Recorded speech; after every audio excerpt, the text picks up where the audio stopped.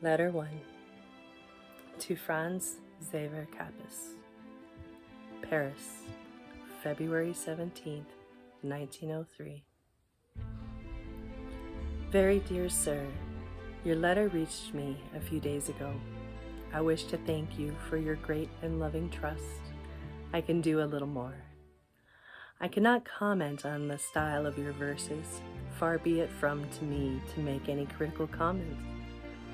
Nothing can touch a work of art less than critical words. All that comes of that are more or less fortunate misunderstandings. Things are not as easy to understand and say as we might prefer to believe. Most events are inexpressible, happening in a space where no word has ever set foot, and most inexpressible of all are works of art, mysterious existences, whose life continues as ours passes away. Having said that, let me just say that your verses have no distinguishing style, but they do, in a very hidden and concealed way, begin an approach to the personal. I feel this most clearly in the last poem, My Soul. Here's something of your own does want to come out in word and music.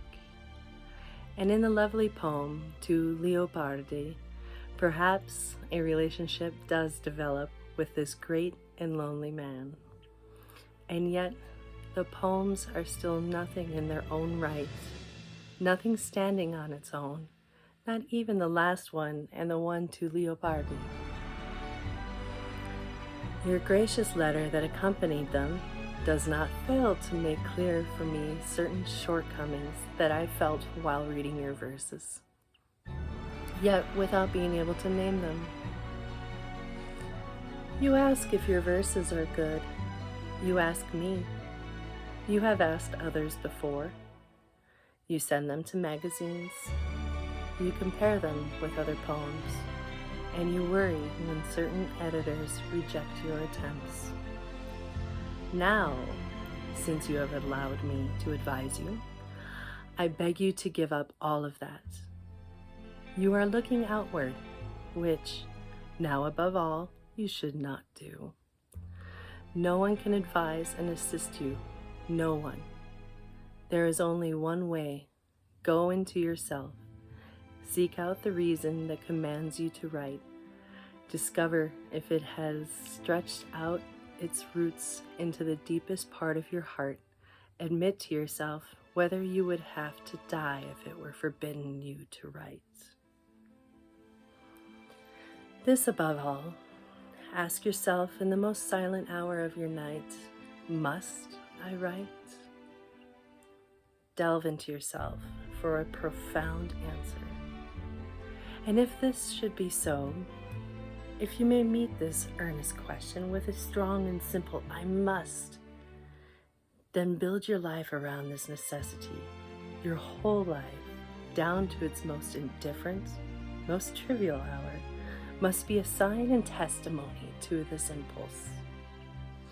Then turn towards nature and try, like a first man, to say what you see and experience and love and lose.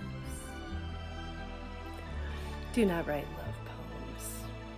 Avoid at first those forms which are familiar and ordinary. They are the most difficult, for it takes a great mature power to add something unique of your own, where there already exists a vast number of good and sometimes brilliant traditions. So spare yourself of these general motifs, turning to those that your own everyday life offers you. Describe your sorrows and your desires, your passing thoughts, and your faith in some kind of beauty. Describe it all with heartfelt, silent, humble sincerity, and use it to express yourself, the things that surround you, the images of your dreams, and the objects of your memory. If your daily life seems poor to you, do not blame that. Blame yourself. Tell yourself that you are not poet enough to call forth its riches. Because for the Creator, there is no poverty and no poor and unimportant place. Even if you were in prison, where walls keep all of the sounds of all the world from addressing your senses, would you not then still have your childhood, this exquisite royal wealth, this treasure house of memories? Turn your attention there. Try to lift up the submerged sensations of this distant past. Your personality will strengthen, your solitude will expand, and become a twilight space, where the noise of other people passes far in the distance. And if, from this turning inward, from this submersion into your own world, come inward, come verses, then you will not think to ask anyone if they are good verses. You will not even make the attempt to interest magazines in these works, for you will see them as your cherished natural possession, a piece and a voice of your life. A work of art is good if it has come to be from necessity. Its judgment lies in the manner of its origin and in nothing else. And that is why, dear sir, I knew I had no advice for you but this: to go into yourself and to examine the depths from which your life springs.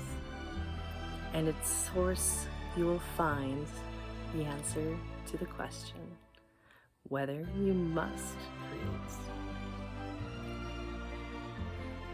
Take this just as it sounds, without interpretation. It may well turn out that you are called to be an artist. Then take your destiny upon yourself and carry it, its load and bulk, without ever asking about the reward that might come from the outside. For the Creator must be a world for himself and find everything in himself and in nature to which he has joined himself. Yet, it may also be that after this descent into yourself and your solitude, you will have to give up becoming a poet. It is reason enough, as I said, to feel that one could live without writing to forbid oneself from doing it. But even then, this retreat, to which I invite you, will not have been in vain.